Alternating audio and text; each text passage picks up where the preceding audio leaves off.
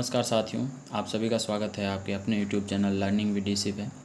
आज हम बात करेंगे विकास के सिद्धांतों से संबंधित महत्वपूर्ण सवालों के बारे में।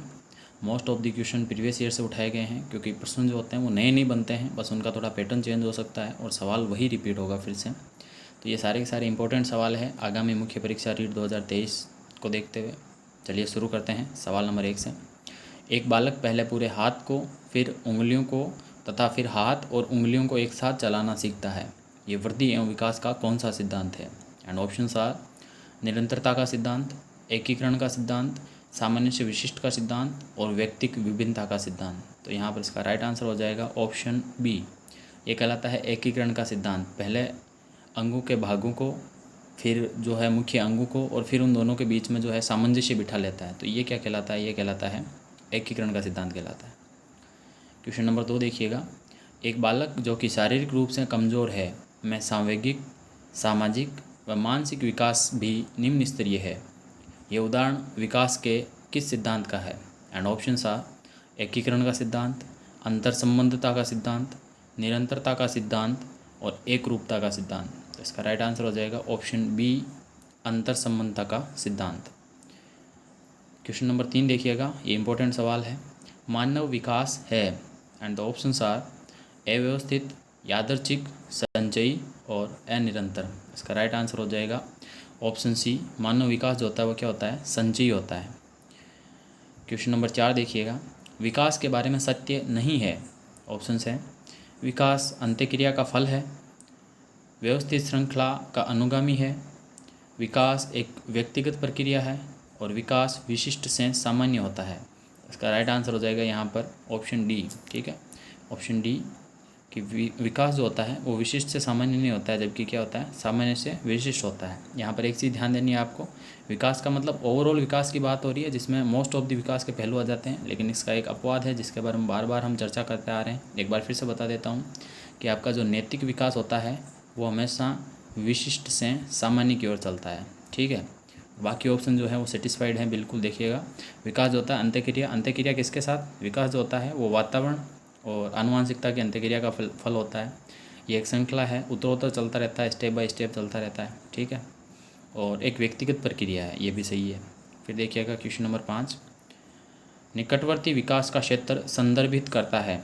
एंड ऑप्शंस आर उस विकासात्मक चरण को जब बच्चा सीखने की पूरी जिम्मेदारी लेता है, एक संदर्भ को जिसमें बच्चे सहयोग से स्वयं कोई भी कार्य कर लेते हैं, उस बिंदु को जब सहयोग वापस लिया जा सकता है, और उस चरण को जब अधिकतम विकास संभव है। तो इसका राइट आंसर हो जाएगा ऑप्शन बी, एक संदर्भ को जिसमें बच्चे जो हैं सहयोग से कोई भी कार्य स्वयं कर लेते हैं। इस चीज़ को कौन दर्शाता है? इस चीज़ को दर्शाता है निकटवर्ती विकास। इंपॉर्टेंट सवाल है, ध्यान में रखिएगा। बढ़ते हैं नेक्स्ट स्लाइड की ओर। क्वेश्चन नंबर 6 देखिएगा। निश्चित व पूर्व कथनीय प्रतिरूप का सिद्धांत संबंधित है, और आपके ऑप्शन हैं अभिप्रेरणा, अधिगम, वृद्धि एवं विकास और सभी। इसका राइट आंसर हो जाएगा ऑप्शन सी, वृद्धि एवं विकास से संबंधित होता है निश्चित एवं पूर्व कथनीय। यानी कि हमने पढ़ा था कि विकास जो है उसकी आप भविष्यवाणी कर सकते हो। ठीक है, फिर बढ़ते हैं क्वेश्चन नंबर 7 की तरफ। मनोसामाजिक विकास संबंधित है, और इसका ऑप्शंस हैं एरिक एरिक्सन से, जेरोम ब्रूनर से, अल्बर्ट बांडुरा से और जीन पियाजे से। तो मनोसामाजिक विकास सिद्धांत किसके द्वारा दिया गया था?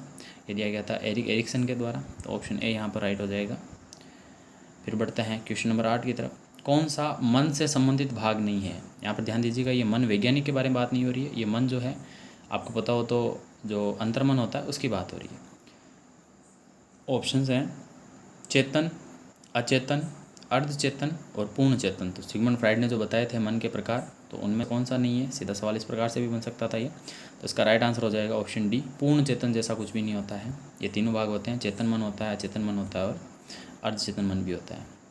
अगला सवाल देखिएगा, इंपॉर्टेंट सवाल है। सामाजिक अधिगम सिद्धांत के प्रवर्तक संबंधित हैं।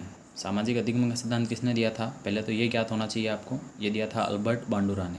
अब ये किससे संबंधित है? ठीक है, ऑप्शन है आपके गेस्टाल्टवाद, संज्ञानवाद, प्रकार्यवाद और व्यवहारवाद। तो इसका राइट आंसर हो जाएगा ऑप्शन डी, ये व्यवहारवाद से संबंधित है, करके चीज़ें सीखा जा सकती है, उससे संबंधित है।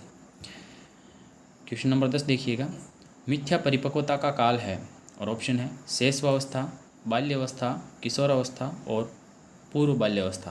तो इसका राइट आंसर हो जाएगा मिथ्या परिपक्वता जो है ये बाल्यावस्था को कहा जाता है। और ये मिथ्या परिपक्वता किसके द्वारा कहा गया था? ये कहा गया था रोस के द्वारा। ठीक है, ये ध्यान में रखना आपको, ये परिभाषा पूछी गई है बार बार कि मिथ्या परिपक्वता का काल जो है बाल्यावस्था कहलाता है, ये किसने कहा था? तो ये रोस ने कहा था।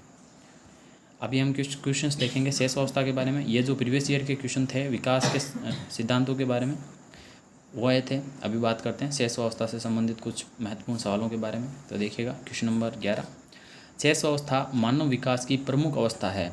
अब आपको बताना है कौन सी है। ऑप्शन है प्रथम, द्वितीय, तृतीय और चतुर्थ। इसका राइट आंसर हो जाएगा ऑप्शन बी। देखिए यहाँ पर कई बार गलती कर सकते हैं आप, इस चीज़ को ध्यान रखिएगा। प्रथम अवस्था कौन सी होती है? प्रथम अवस्था होती है गर्भावस्था। ठीक है, उसके बाद द्वितीय अवस्था शेष अवस्था हो जाएगी। उसके बाद तृतीय कौन सी हो जाएगी? ये हो जाएगी बाल्यावस्था। और चतुर्थ कौन सी हो जाएगी? ये हो जाएगी किशोरावस्था। तो इस प्रकार से आपको याद रखना है। क्वेश्चन नंबर 12 देखिएगा, शैशव होते हैं एंड ऑप्शंस आर बहिर्मुखी, निस्वार्थ, स्वकेंद्रित और परोपकारी। तो इसका राइट आंसर हो जाएगा ऑप्शन सी। ठीक है, जो शैशव होते हैं या शेष अवस्था जो होती है वो मोस्टली किस चीज़ पे केंद्रित होती है? ये स्वकेंद्रितता पर आधारित होती है। शायद प्रीवियस वीडियो में इससे रिलेटेड एक सवाल आया था जिसको हम कहते हैं ईगोसेंट्रिक। ठीक है, क्या बोलते हैं हम जिसको? ईगोसेंट्रिक। ठीक है, तो ईगोसेंट्रिक का मतलब स्वकेंद्रित जो होता है वो, तो स्वकेंद्रितता किस में पाई जाती है? ये शेष अवस्था में पाई जाती है। इसलिए शेषव जितने भी होते हैं वो सारे स्वकेंद्रित होते हैं, खुद का ध्यान रखने वाले, खुद से मतलब रखने वाले होते हैं। बढ़ते हैं क्वेश्चन नंबर 13 की तरफ। तो देखिए, पूर्व बाल्यावस्था की आयु है। ठीक है, और ऑप्शन है आपके जन्म से 3 वर्ष, 7 से 12 वर्ष, 4 से 6 वर्ष और 13 से 18 वर्ष। तो इसका राइट आंसर हो जाएगा पूर्व बाल्यावस्था जो होती है वो 4 से 6 वर्ष मानी जाती है। ठीक है, क्योंकि हम बाल्यावस्था जो होती है उसको 6 से 12 मानते हैं तकरीबन, तो आप मान सकते हो कि 4 से 6 का जो एज है वो पूर्व बाल्यावस्था होगी। फिर आता है क्वेश्चन नंबर 14, शेष अवस्था की विशेषता नहीं है। ऑप्शन है आपके तीव्र शारीरिक विकास, दूसरों पर निर्भरता, नैतिक विकास का होना और मानसिक विकास तीव्र होना। तो ऑप्शन के अनुसार इसका राइट आंसर हो जाएगा ऑप्शन सी, नैतिक विकास का होना। अभी हमने देखा था बालक जो होता है वो किस प्रकार का होता है? वो होता है स्वकेंद्रित। अगर बालक स्वकेंद्रित है इसका मतलब जो है बालक एक तरह से कह सकते हो आप वो अनैतिक है, उसमें नैतिकता का विकास नहीं हुआ है। ठीक है, ये शुरुआत होगी जो बाल्यावस्था है उसके अंत में, या यूँ कहूँ कि किशोरावस्था के शुरुआत में जो है नैतिक विकास प्रारंभ हो जाएगा, जबकि उसकी जो है नींव कह सकते हो बाल्यावस्था से डाली जाती है। या यूँ कहें कि अगर बाल्यावस्था में बालक को नैतिक विकास का ज्ञान दिया जाए तो उसका इफेक्ट कहीं ना कहीं किशोरावस्था में जाकर पड़ता है। जबकि जहाँ तक बात की जाए सामाजिक विकास की तो ये बाल्यावस्था से शुरू हो जाता है।